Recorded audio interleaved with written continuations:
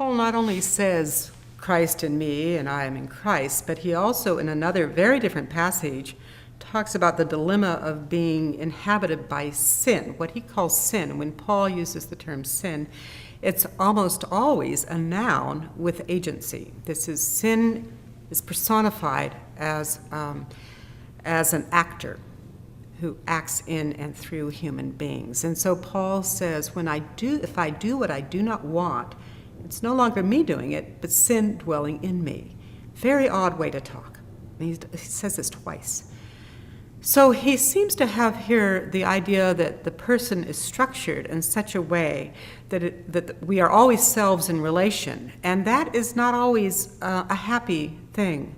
To be structured in that way from infancy means we're vulnerable to the pernicious influence of others that co-constitute us in ways that are against what we most deeply want as beings in the image of God, and yet invade our very subjective selves. And so the self in relation is a self that's enmeshed, entwined with others, and very vulnerable to life-defeating as well as life-giving influences. And Paul gives us a way to talk about that reality that I think is very powerful. It doesn't just blame people for making bad choices. That's not what sin is for Paul. It's being enmeshed in this relational environment where we can't do what we really most deeply want to do.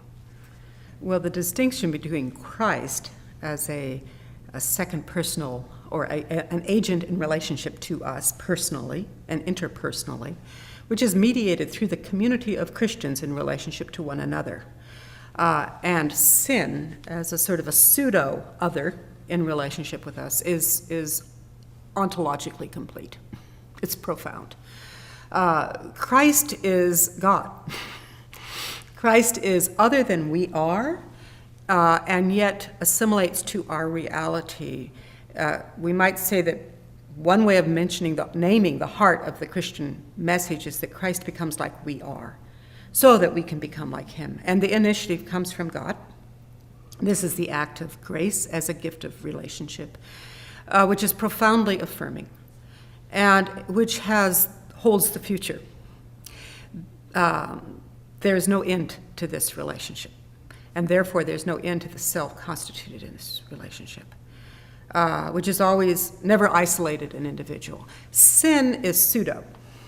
Sin ultimately for Paul has no final existence.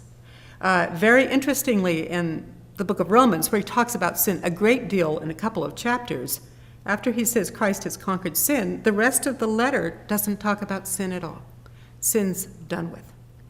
And so it's basically a lie that holds us captive, but exercises profound power. So sin has no ontological reality in the sense that Christ does. It is part of what Paul calls the present evil age, or he calls the realm of the flesh, which simply means a destructive relational matrix that is under the power of destructive falsehood, ultimately.